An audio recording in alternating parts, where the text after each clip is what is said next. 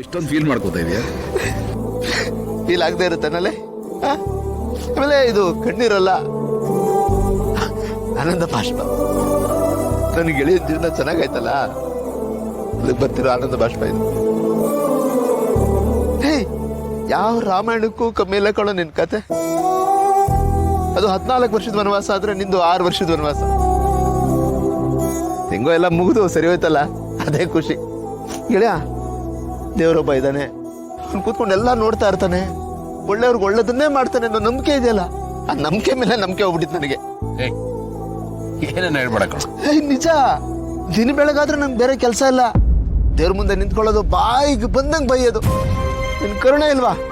ನನ್ ಗೆಳೆಯ ಏನ್ ತಪ್ಪು ಮಾಡಿದ್ದಾನೆ, ಯಾಕೆ ಅವ್ನಿಗೆ ಇಷ್ಟೊಂದು ಹಿಂಸೆ ಕೊಡ್ತಾ ಇದೆಯಾ ಅಂತ ಇಡೀ ಶಾಪ್ ಹಾಕ್ಬಿಟ್ಟಿದ್ದೀನಿ. ಆಯ್ತು, ಎಲ್ಲ ಒಳ್ಳೇದಾಯ್ತಲ್ಲ ಈಗ. ಹೌದು ನೋಡೋ, ಈ ಜರ್ನಿ ಇದೆಯಲ್ಲ, ಇದು ನನಗೊಂದು ಪಾಠ ಕಲಿಸಿದೆ ಕಣ. ಇದರಿಂದ ಏನೇನೋ ಪಡ್ಕೊಂಡೆ, ತುಂಬಾ ಎಕ್ಸ್ಪೀರಿಯನ್ಸ್ ಕೊಟ್ಟಿದೆ. ಹಾಗಾಗಿ ದೇವ್ರಿಗಾಗ್ಲಿ ನನ್ನ ಲೈಫ್ಗಾಗ್ಲಿ ಶಾಪ ಹಾಕೋ ಅಗತ್ಯ ಇಲ್ಲ ಕಣ. ಆಗಿದ್ದೆಲ್ಲ ಒಳ್ಳೇದಕ್ಕೆ. ಅಕಸ್ಮಾತ್ ಇದೆಲ್ಲ ಆಗದೆ ಹೋಗಿದ್ರೆ ನಾನು ತುಂಬಾನೇ ಕಳ್ಕೊಂಡ್ಬಿಡ್ತಾ ಇದ್ದೆ ಕಣ. ಮೊದಲು ನಾನು ದುಡ್ಡಲ್ಲಿ ಶ್ರೀಮಂತ ಆಗಿದ್ದೆ, ಈಗ ಅನುಭವದಲ್ಲಿ ಶ್ರೀಮಂತ ಆಗಿದ್ದೀನಿ ಕಣ. ನನ್ನ ಪ್ರಕಾರ ಅನುಭವದಲ್ಲಿ ಯಾರು ಶ್ರೀಮಂತ ಆಗಿರ್ತಾನಲ್ಲ, ಅವನೇ ನಿಜವಾದ ಶ್ರೀಮಂತ. ಹಾಗಾಗಿ ನನ್ಗೆ ಯಾರ ಮೇಲೂ ಕಂಪ್ಲೇಂಟು ಎಂಥದ್ದು ಇಲ್ಲ ಕಣ. ಬಹಳ ತೃಪ್ತಿ ಇದೆ ನನಗೆ.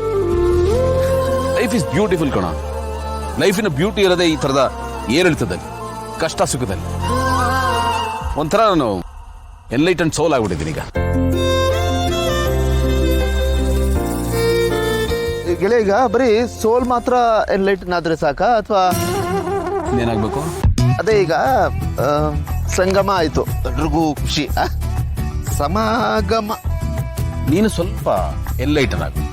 ಅಲ್ಲ, ಏನಂದ್ರೆ ಈ ಮದುವೆ ಆಗ್ತಿದಂಗೆ ಅದು ಕಂಟ್ಕೊಂಡು ಹನಿಮೂನ್. ನನ್ನ ಮಗನೇ, ಇದೇನು ಅಂಟಿಸ್ಬೇಕಾಗಿಲ್ಲ. ಅಲ್ಲ, ಕೆಲಸ ಇದೆ ನಡಿ.